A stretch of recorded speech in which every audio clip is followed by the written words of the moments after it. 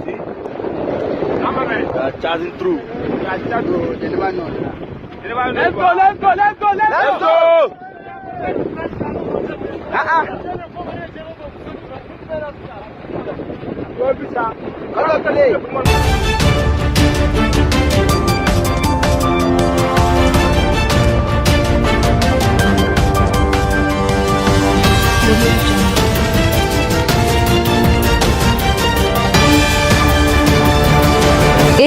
ALF Yorùbá TV. àyànfẹ́ àṣeyọrí ńlá mìíràn fún ikọ̀ ọmọ ogun ilẹ̀ yìí lórí bá ṣe dóòlà ẹ̀mí àwọn ènìyàn táwọn oníṣẹ́ láabi ọ̀hún tí wọ́n tún jí gbé. ẹ jẹ́ padà wá láti ṣe ẹ̀kúnrẹ́rẹ́ àlàyé lórí fọ́nrán tá a tún fi wọlé ọ̀hún kó tó di àsìkò náà ká tún wo kókó ti bẹ́ẹ̀ níròyìn ká tó máa pẹ̀kẹ́lu ẹ̀kúnrẹ́rẹ́ rẹ̀ báyìí. báwọn ìròyìn ṣẹ́gun ṣe wà láwọn apá ibì kan lórílẹ̀‐èdè nàìjíríà bẹ́ẹ̀ náà láàrí àwọn ìròyìn tó kù díẹ̀ káàtó. ẹ jẹ́ ká kọ́ bẹ̀rẹ̀ láti apá ìròyìn ṣẹ́gun. ikọ̀ ọmọ ogun ilẹ̀ yìí ti dóòlà ẹ̀mí ènìyàn mẹ́ta tó jí gbé kalẹ̀ lákàtà àwọn oníṣẹ́ láabi ọ̀hún ní ìpínlẹ̀ Zamfara.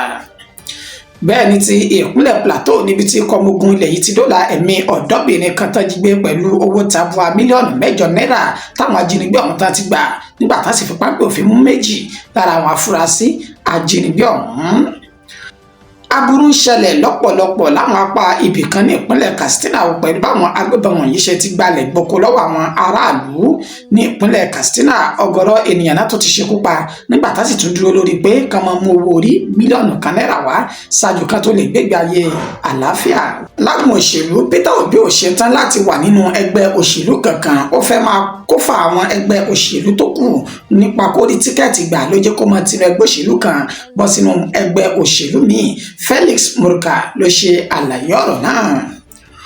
ó mà ṣe o, àwọn agbébọn mà tún ti ṣe ikú pẹ́ tó jẹ́ olórí àwọn ẹ̀ṣọ́ aláàbò ikọ̀ fìjìláńtẹ́ ti ìpínlẹ̀ Zamfara lásìkò tó lọ sí oko rẹ̀ nínú ìkọlù alágbára èyí tí wọ́n ṣe sí arákùnrin ọ̀hún. ayé le o, ẹ wá wo ẹni tá a ṣàánú fún tó sì ń fi ibi san oore fún ni o. arákùnrin kan rèé tó gbìyànjú láti jí ẹ̀gbọ́n rẹ̀ lóbìnrin èyí tó tọ́jú rẹ̀ láti kékeré títí tó fi dàgbà láti jí gbé, ṣùgbọ́n kàkà kí ọmọ olóore jìn sí kòtò mọ̀nàmọ́ná ti padà ṣiṣẹ́ ìmọ́lẹ̀ ní ìpínlẹ̀ Delta. àkúbójú ọjọ́ ṣe rí níbi gbogbo tẹ̀ tí láǹfààní àtúntì máa darapọ̀ mọ́ wa lórí ìkànnì wa ALF Yorùbá TV. ìyá yín náà láti yàrá rọ̀tọ̀ tá a sì tún dáńtọ́ fún ròyìn lájẹ́ òbalẹ̀ tí kò lẹ́jà bákan nú ìròyìn tó sòdo tó jojúlówó tó sì jojú gbèsè àti etí ní gbèsè. kókó oníròyìn náà lẹ́tí gbẹ́ látẹnu àyànfẹ́ Elédùmarè. ẹ̀kúnrẹ́rẹ́ rẹ̀ lókù tájọ máa pẹ̀kẹ́lù ní ìkọ̀ọ̀kan èjèèjì. wọ́n ní báwọn ìròyìn ṣẹ́gun ṣe wà láwọn apá ibì kan lórílẹ̀‐èdè Nàìjíríà bẹ́ẹ̀ ni a rí àwọn ìròyìn tó kù díẹ̀ káàtó tó ń bẹ o. àwọn ọmọ ogun ilẹ̀ yìí náà ti dóòlà ẹ̀mí ènìyàn 3 tó jí gbé kúrò lákàtà àwọn ajínigbé ọ̀hún ní ìpínlẹ̀ Zamfara. abúlé tó pè ní Kunchinkalgo ní ìjọba ìbílẹ̀ Sàfẹ́ tí ń ṣe ìpínlẹ̀ Zamfara ó ní àṣeyọrí ọ̀hún tí kọ́kọ́ gbéra sọ lọ́jọ́ 25 oṣù kẹrin ọdún tá a wà yìí ní nǹkan dédé aago 9 alẹ́ pẹ̀lú bẹ́ẹ̀ iṣẹ́ ní àlẹ́ wípé ikọ̀ ọmọ ogun lè yìí ni wọ́n ṣe bẹ́ẹ̀ pakitimọ́lẹ̀ tá sì gba ìpè pàjáwìrì wípé àwọn oníṣẹ́ lábí tó ti ṣe bí ìṣe wọn nínú ìta ti jí àwọn ènìyàn 3 kan tí wọ́n ti jí wọn gbé. wọ́n tọpinpin àwọn ènìyàn ọ̀hún dé abúlé tó pè ní Bilibisi ní ìpínlẹ̀ Zamfara níbi tí wọ́n ti jọ gbé pẹ́rẹ́gì ìjà kaná nígbẹ̀yìngbẹ̀yìn. àwọn ajínigbé ọ̀hún náà padà fi àwọn ènìyàn 3 tó jí gbé ọ̀hún tán fi wọ́n sílẹ̀ tán sì bẹ́ẹ̀ sẹ́ wọn sọ̀rọ̀ wípé kójúmọ́ ríbi gbogbo ara báyìí òun ló ogun rẹ̀ báyìí ní ọkọ̀ ogun lè yìí náà ṣe àṣeyọrí pẹ̀lú bá ṣe gba àwọn ènìyàn náà kalẹ̀ láyọ̀ àti àlàáfíà. bẹ́ẹ̀ lọ́mọ ṣe rí ní ìpínlẹ̀ Plateau ikọ̀ ọmọ ogun ilẹ̀ yìí náà ti dóòlà ẹ̀mí ọ̀dọ́bìnrin kan tó jí gbé tó sì tún gba mílíọ̀nù 8 náírà tó jọ̀wọ́ ìtúsílẹ̀ táwọn ẹbí rẹ̀ ti san fáwọn ajínigbé ọ̀hún lẹ́yìn tọ́wọ́ tẹ àwọn 2 nínú àwọn ajínigbé náà. ikọ̀ ọmọ ogun lẹ́yìn lábẹ́ Operation Enduring Peace ó ní wọ́n ti ṣe àṣeyọrí tàwọn náà ní inú gbọ́dọ̀ pè ní Pandam ní ìjọba ìbílẹ̀ Kwampa tí ń ṣe ìpínlẹ̀ Plateau gẹ́gẹ́ bá iṣẹ́ náà lè pé ọ̀dọ́bìnrin kan èyí tí wọ́n jí gbé tó wá láti abúlé tó pè ní Bahuna ní ìjọba ìbílẹ̀ Shendam ní ọjọ́ 19 oṣù kẹrin ọdún tá a wà yìí náà jí ọ̀dọ́bìnrin ọ̀hún gbé nínú ìtẹ́sí láwọn ajínigbé náà wọ́n kàn sí àwọn mọ̀lẹ́bí ọ̀dọ́bìnrin ọ̀hún láti lọ́ọ́ rí tọ́jú mílíọ̀nù 10 náírà gẹ́gẹ́ bí owó ìtúsílẹ̀ ṣùgbọ́n táwọn ènìyàn ọ̀dọ́bìnrin náà tán salé sọ̀nà jọ tán sì sa gbogbo akitiyan wọ́n sì rí mílíọ̀nù 8 náírà kó kalẹ̀ fáwọn oníṣẹ́ láabi ọ̀hún ṣùgbọ́n wọn ò fi ṣe ọ̀rọ̀ tàwọn nìkan níṣẹ́ náà ti bọ́ àwọn ikọ̀ ọmọ ogun lẹ̀ yìí tán ti bù wọ́n lọ́rọ̀ náà gbọ́ nínú ẹ̀ tí wọ́n sì tọpinpin àwọn oníṣẹ́ láabi tán fẹ́ gbowó ìtúsílẹ̀ ọ̀hún ní kété tán gbowó ìtúsílẹ̀ náà tán sì rí arábìnrin ọ̀hún gbà kalẹ̀ oníkọ̀ ọmọ ogun lẹ̀ yìí làwọn bẹ̀rẹ̀ ìgbésẹ̀ tiwọn níbi tí wọ́n sì ti fi páńpẹ́ òfin mú àwọn méjèèjì tí wọ́n wà nínú ìkọlù tán wà nínú ìwà láabi ọ̀hún nínú ẹ̀ tí wọ́n sì ṣe náà lè pé mílíọ̀nù 8 náírà tí wọ́n gbà lówó ìtúsílẹ̀ ní ikọ̀ ọmọ ogun lẹ̀ yìí ti gbà padà tí wọ́n sì ní arábìnrin ọ̀hún ó ń gba ìtọ́jú lọ́wọ́ nínú ẹ̀ tí wọ́n sì ṣe tán láti dá mílíọ̀nù 8 náírà ọ̀hún padà fáwọn mọ̀lẹ́bí àtará ojúlùmọ̀ tí wọ́n dá owó náà tí wọ́n dá àjọ. Aburú ń ṣẹlẹ̀ lọ́pọ̀lọpọ̀ láwọn apá ibìkan ní ìpínlẹ̀ Katsina pẹ̀lú báwọn agbébọn wọ̀nyí bá ṣe ti gbalẹ̀ gboko lọ́wọ́ àwọn aráàlú ní ìpínlẹ̀ Katsina ọ̀gọ̀rọ̀ ènìyàn náà ti ṣekú pa nígbà tí wọ́n sì tún ti ṣe bẹ́ẹ̀ gbé owó tabua kalẹ̀ gẹ́gẹ́ bí owó kí àlàáfíà lè jọba lórí àwọn ènìyàn ọ̀hún. Ní agbègbè tó pè ní Gúrúbì ní ìjọba ìbílẹ̀ Kankara tí ń ṣe ìpínlẹ̀ Katsina ó ní ìṣẹ̀lẹ̀ láabi ọ̀hún ti kọ́kọ́ gbéra sọ níbi tó ti ní àwọn oníṣẹ́ láabi báńdíìtì ọ̀hún náà ya wọ agbègbè náà tó sì bẹ̀rẹ̀ sí ní yìnbọn ní kíkankíkan níbi tí wọ́n ti ṣekú pa ènìyàn tó lé ní 10 ọ̀tọ̀ọ̀tọ̀ nínú ìkọlù aláabi ọ̀hún tó wáyé lánàá ọjọ́ kẹrìndínlógún nínú ọjọ́ 29 inú oṣù kẹrin ọdún tí a wà nínú rẹ̀ yìí nígbẹ̀yìn níṣẹ́ ni ìròyìn mìíràn tó padà wá jáde wípé ní agbègbè tó pè ní Gidan Maijimina níjọba ìbílẹ̀ Malumfashi àti agbègbè tó pè ní Garangozayi ní ìpínlẹ̀ Katsina ọ̀hún ó ní àwọn oníṣẹ́ láabi agbésùmọ̀mí náà ni wọ́n ti ní ibùgbé sí ibẹ̀ nínú ẹ̀tọ́ àṣìṣe ọdún mọ̀ wípé àwọn ni aláṣẹ àti olùdarí ìjọba ìbílẹ̀ yìí ní Malumfashi pàtàkì jùlọ ìlú tó pè ní Gendamayi àti Garangozayi ní pé káwọn ènìyàn náà kan lọ rè máa tọ́jú mílíọ̀nù 1 náírà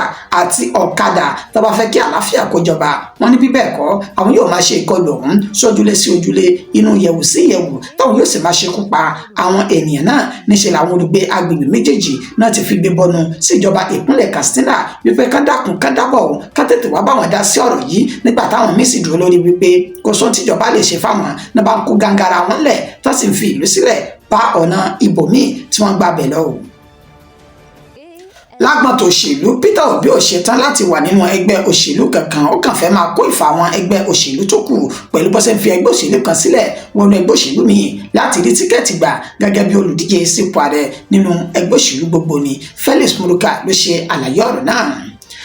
Alukoro fún ẹgbẹ́ òṣèlú APC Felix Muruka náà ní ìtàkùrọ̀sọ ọ̀hún pẹ̀lú rẹ̀ lójúmọ́ mọ́wòrán Channel Television lẹ́yìn tí àwọn ẹgbẹ́ alátakò gbogbo tí wọ́n kóra wọn jọ papọ̀ ṣe ìpàdé kan ní ìlú Ìbàdàn tí ń ṣe ìpínlẹ̀ Ọ̀yọ́ níbi ọjọ́ mélòó kan sẹ́yìn ibẹ̀ ni Felix Muruka ló ti ń ṣe àlàyé nípa ẹni tó jẹ́ olùdíje sí ipò ààrẹ láti ẹgbẹ́ òṣèlú Labour Party lọ́dún 2023 tó sì tún jẹ́ ọ̀kan pàtàkì tó ń léwájú nínú ẹgbẹ́ òṣèlú ADC Peter Obi ó ṣe àlàyé wípé bí Peter Obi ṣe wà yìí kò ní akitiyan bẹ́ẹ̀ ni kò ní agbára láti túkọ̀ inú ẹgbẹ́ kan láṣeyọrí olókànjẹ́yàn tí ó mọ̀ tínú ẹgbẹ́ kan fò sínú ẹgbẹ́ mìíràn láti wá tíkẹ́ẹ̀tì gbà gẹ́gẹ́ bí olùdíje sí ipò ààrẹ ní orílẹ̀-èdè Nàìjíríà ni ó ní kò kájú òṣùwọ̀n láti túkọ̀ ẹgbẹ́ kankan bó ti ń wù kó mọ ṣùgbọ́n fẹ́ máa kó ìfà àwọn ẹgbẹ́ tó ti wà nílẹ̀ tẹ́lẹ̀tẹ́lẹ̀ yìí ọlọ́wọ́dán wa ẹ fọ́nfọ́nrán rẹ̀. Obi of the Labour Party was the candidate in 2023. The same thing. Peter Obi is perpetually shopping for a party where he can clinch, tickets uncontested. He does not want to build a party. He cannot build a party. He's not interested in building a party. His is to simply search around, snatch a ticket to run the presidential election. The ABC itself was a victim of the hijack by these same people of the leadership of that party, without reference, without recourse to their constitution, without reference to the rule of law, without reference to, just sheer decorum, to even consult effectively with those who were in leadership in that party prior. So, you see, there's nothing that happened in Ibadan like consensus. Now, I didn't focus on all of this conversation. My interest was the really despicable threat to violence issued by ẹ káàbọ̀ padà ẹja mọ́ sún sọ́wọ́ ìwájú báyìí ó mà ṣe o àwọn agbébọn náà mà tún ti ṣe bẹ́ẹ̀ ṣe ikú pa ẹni tó jẹ́ olórí àwọn ẹ̀ṣọ́ aláàbò ikọ̀ fìjìláńtẹ́ ti ìpínlẹ̀ Zamfara nínú ìkọlù alágbára tán ṣe lásìkò tó ń ti oko rẹ̀ bọ̀ ní ìpínlẹ̀ ọ̀hún. olórí àwọn ẹ̀ṣọ́ aláàbò tó pè ní Zamfara Community Protection Guard ní agbègbè Goran Namaye ní ìjọba ìbílẹ̀ Maradun tí ń ṣe ìpínlẹ̀ Zamfara èyún Lawali Dan Tambayi ó ní wọ́n ti ṣe bẹ́ẹ̀ gba ẹ̀mí lẹ́nu rẹ̀ báyìí. àwọn òwò náà wùwá lábì ó náà júwe wọn gẹ́gẹ́ bí àwọn agbébọn tí wọ́n ti ní èdè àìyedè àti ìkùnsínú pẹ̀lú ẹni tó jẹ́ olórí àwọn ẹ̀ṣọ́ aláàbò ọ̀hún gẹ́gẹ́ bá ṣe júwe Lawali yìí gẹ́gẹ́ bí adarí tòótọ́ fi ń kọ àwọn ẹ̀ṣọ́ aláàbò Community Protection Guard ti ìpínlẹ̀ Zamfara yìí níbẹ̀ta ni onídàbòbò àwọn olùgbé agbègbè rẹ̀ tó sì máa ń gbógun ti àwọn agbébọn tó bá ti ṣe bẹ́ẹ̀ gbìyànjú láti ṣe ìkọlù sínú ìlú ọ̀hún. wọ́n ní ṣùgbọ́n lọ́jọ́ burúkú èṣù gbomi yìí tí ń ṣe ọjọ́ 25 oṣù kẹrin ọdún tá a wà yìí ó ní wọ́n ṣekú pa ẹni tó jẹ́ olórí àwọn ikọ̀ fìjìláńtì ọ̀hún lásìkò tó ń ti oko rẹ̀ bọ̀ lójijì làwọn oníṣẹ́ labi náà yabò lọ́tún àti lósì tí wọ́n sì ṣe ikú pa nínú tí wọ́n ní wọ́n gbàgbọ́ wípé tá bá ti lè ṣekú pa ẹni tó jẹ́ olórí ikọ̀ fìjìláńtì yìí ọ̀nà yóò ṣí fún àwọn láti máa tẹ̀síwájú nínú ìwà láabi èyí tí wọ́n yàn láàyò. inú ìbànújẹ́ ńlá wọn làwọn olùgbé agbègbè yìí ó ní wọ́n wà báyìí o pàtàkì jùlọ Goran Namaye tó jẹ́ ìlú arákùnrin ọ̀hún níbi tá ti ṣe náà rẹ̀ wípé òun náà làwọn fi ọkàn tán wípé ó jẹ́ ẹ̀ṣọ́ aláàbò tó ń dáàbò bo àwọn ènìyàn ọ̀hún nínú ìlú náà. ayé mà wá lè báyìí o ẹ wá wo ẹni tá a ṣàánú fún tó ń fi ibi san oore fún ni o. arákùnrin kan rèé tó ti jí ẹ̀gbọ́n tó gbìyànjú láti jí ẹ̀gbọ́n rẹ̀ lóbìnrin èyí tó ṣe ìtọ́jú rẹ̀ láti kékeré ó gbìyànjú àti gbé ṣùgbọ́n kàkà kó lóore jìn sí kòtò mọ̀nàmọ́ná ti ṣiṣẹ́ ìmọ́lẹ̀ ní ìpínlẹ̀ Delta.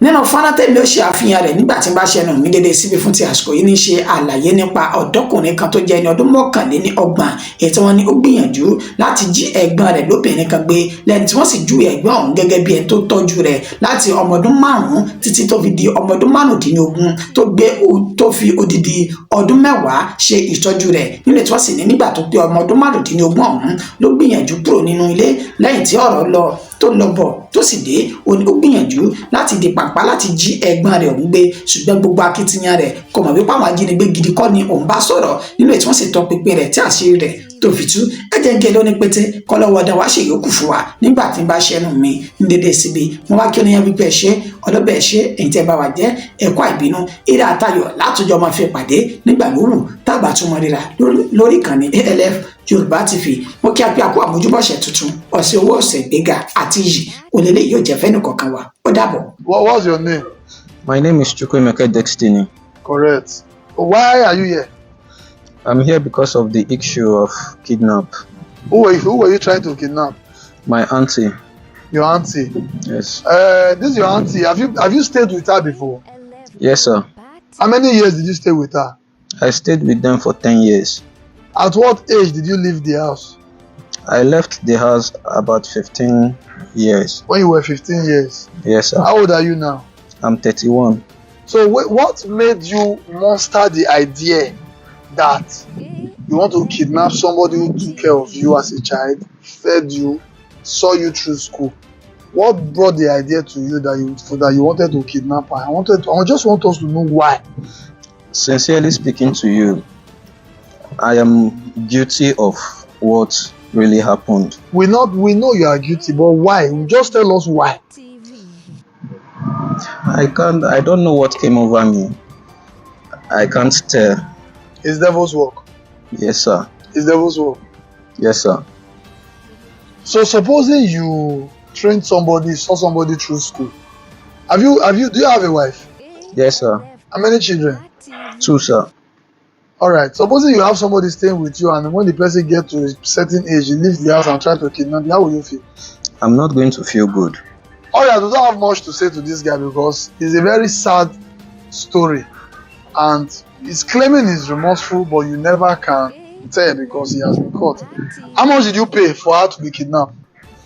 I made a deposit of 200,000 at first. Okay. Then the next day made a deposit of 700,000, making it an 900,000. Yes, sir. Alright, so the money you were paying to these guys to kidnap her, where were you getting the money from? I'm a businessman. What kind of business do you do? I drive truck and I also sell building material. Alright, and you choose to use your business money to pay kidnappers to kidnap your auntie? Alright, I want us to hear from the auntie that he tried to kidnap. Mama, please, this boy where he call himself a repentant kidnapper, because that is what he called himself now. How is he related to you? The boy is my elder sister's son. Elder sister, Son. All right. Yes. Okay, no problem. How long? At what age did he start staying with you? 5 years. 5 years. At what age did he leave the house? He left the house around 10 years Later. Yeah. Okay, so by our calculation, that's 15 years. So when he left, was he coming back to the house to greet you immediately, or he just disappeared? He just disappeared, just hanging around the street there, but he will not come to our house. Okay, but usually see him hanging around. Yeah. ALF Yoruba TV.